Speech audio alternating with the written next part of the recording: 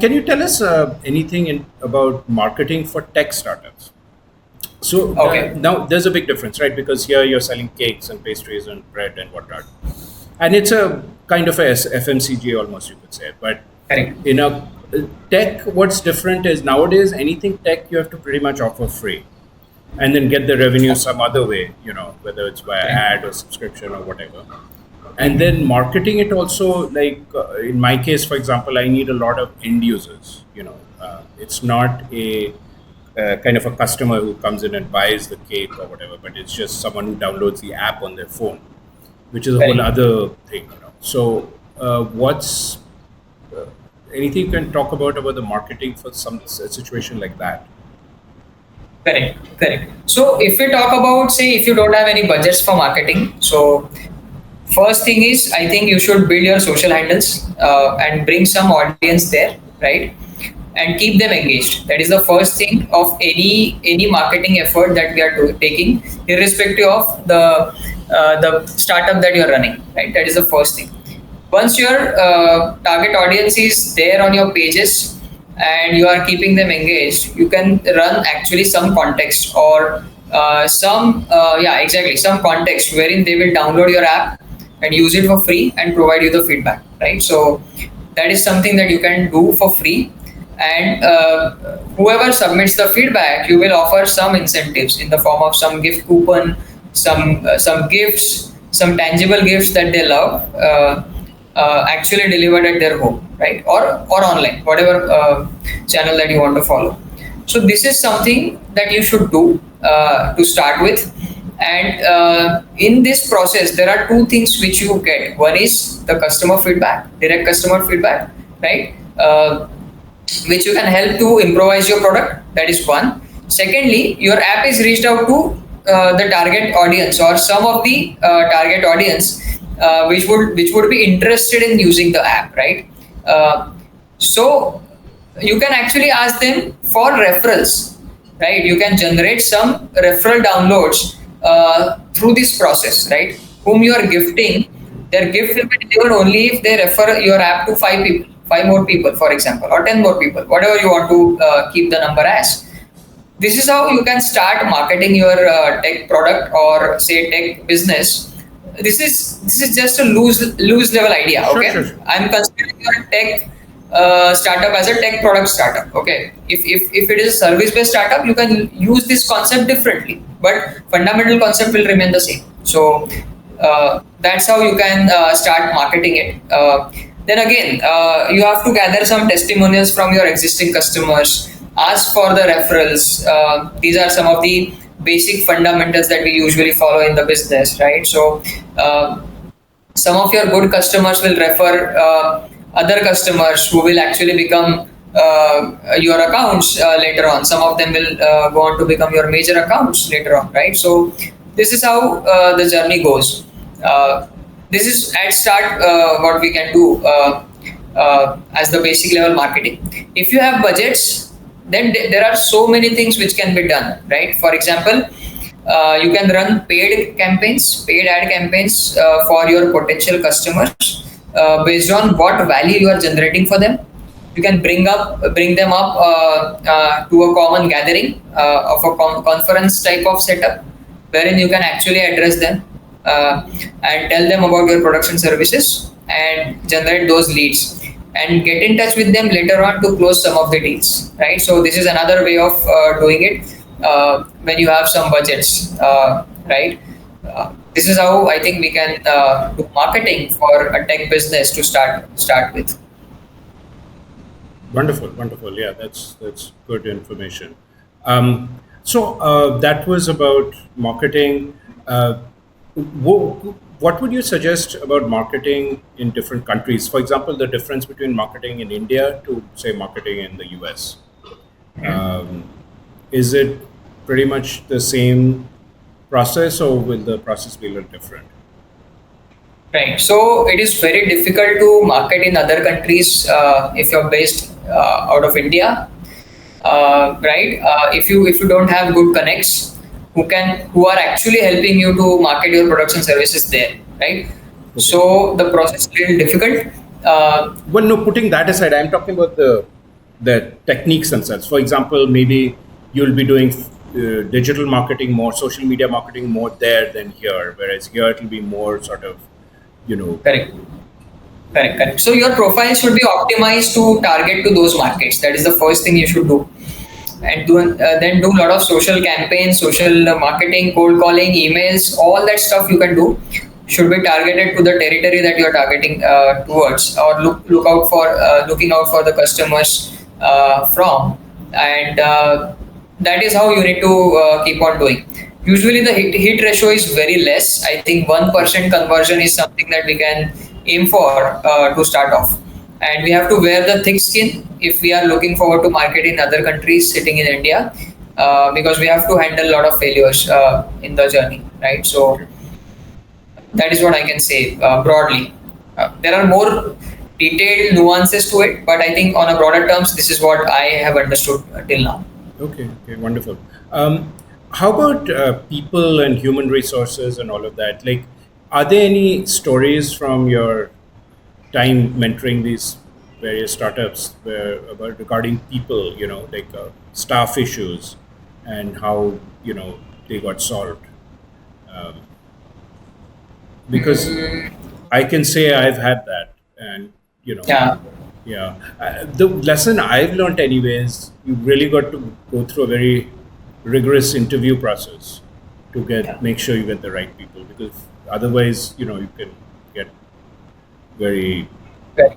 incompetent people, which will end up just causing problems, Correct, correct, delays. correct. So yeah, I mean, one of the mistakes that the startup founders do is they hire through their connects, or somebody who they try to hire people who are known to them right at the start. Some of them, I mean, some of the startups which I used to mentor earlier did this mistake, but I feel this is a very bad idea. Okay, Okay.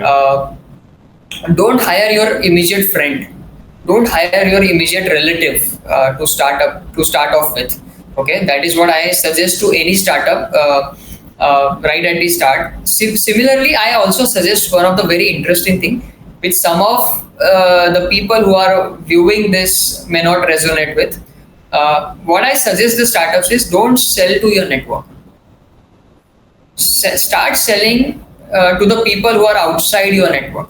Okay, and once your brand is built, the outsiders will let the insiders know. And if your immediate connects or immediate network people learned about your brand through their connects who are not in your network, then they will buy from you. Got it. Okay, so that is what I suggest to most of the people, and that has worked for many. Okay, now talking about the people issues, I think the most common people issue that I have found was the startup founder doing all the things, okay, and not hiring people because he thinks that otherwise my profits will be affected, right? If I hire somebody, automatically my profits will start going down, right? That was one of the first people issue that I have addressed for most number of startups. Okay, I asked the person कि boss तुम्हारा office खोलने के लिए कोई नया बंदा रखो, ठीक है? You don't have to come down to 9 p.m. every day to open the office, right? So and give that person some administrative tasks, right? Whether inventory is there, whether everything is working or not, right? So turning on the ACs, right? So keeping up to date with chai and coffee, all these things, right? So he has understood, right? So similarly, we have somebody who will take care of, say, accounting part, right? Sending the invoices on time, reminding of the invoices, which invoice should be sent to which customers, so that you will free up some time. So that is one of the important people issues, or maybe it is not exactly what you are referring to, but it is the Right. fundamental problem with the startup founders and the people who are working in the startup space. That is one. Okay. Now, similarly, what happens now when people are being hired for a startup to work, right? They have been bombarded with a lot of different responsibilities, because in a startup there is no clearly defined KRA KPI or a job description or a JD, right? So as we talk about in the established organizations, right?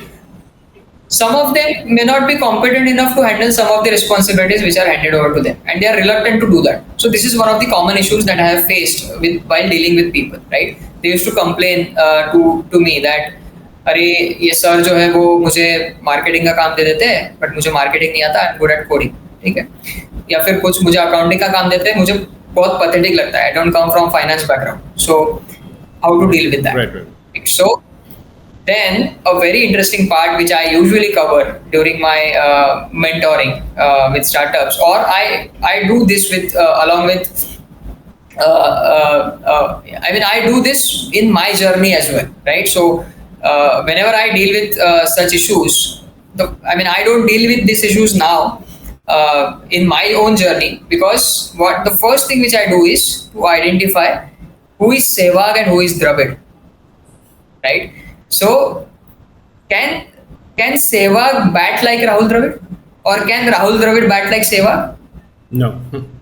Right? People have their core competencies in place, right? They bring certain skills, certain strengths along with them, right? So we have to allocate the work based on their skills loosely and ensure that we are not crossing the boundaries too much unless the person is very dynamic and adaptable, right?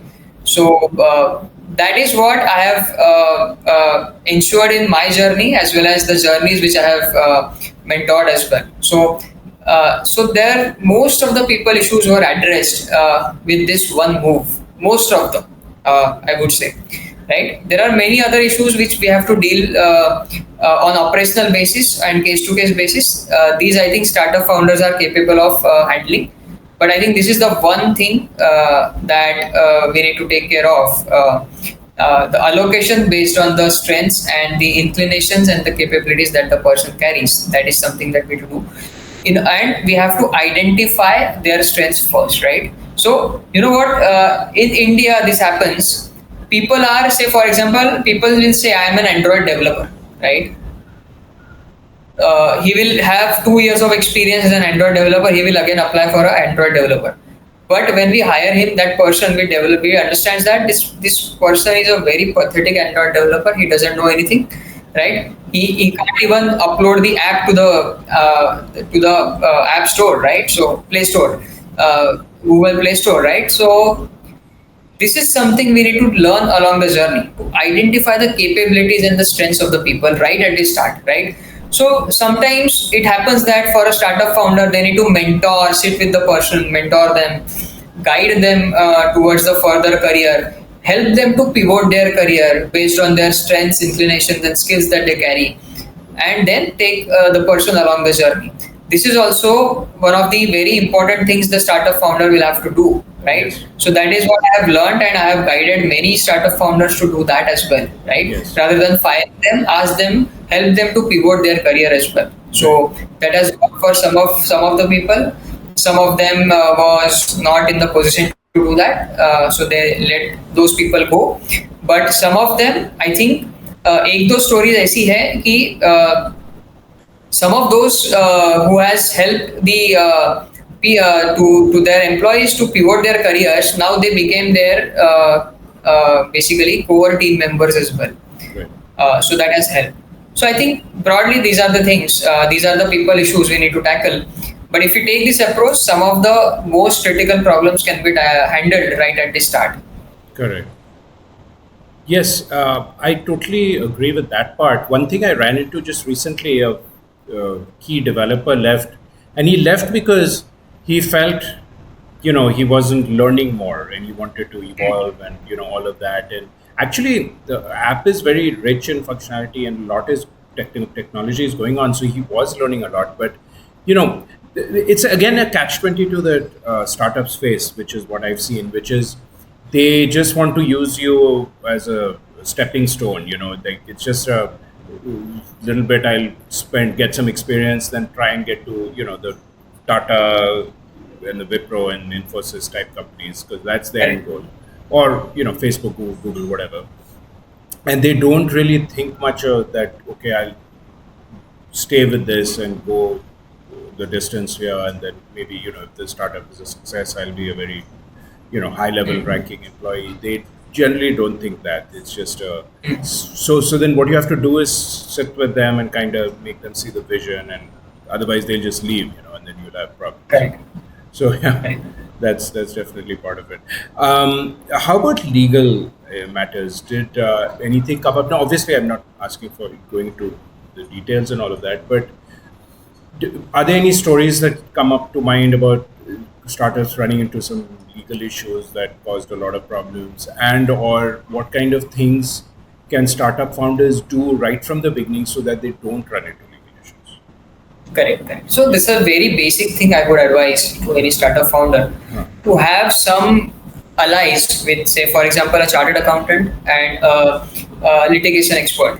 For example, a lawyer, good lawyer having an experience working with startups or corporate space, Huh. who can take care of you at every stage, right? So startups tend to face a lot of legal issues.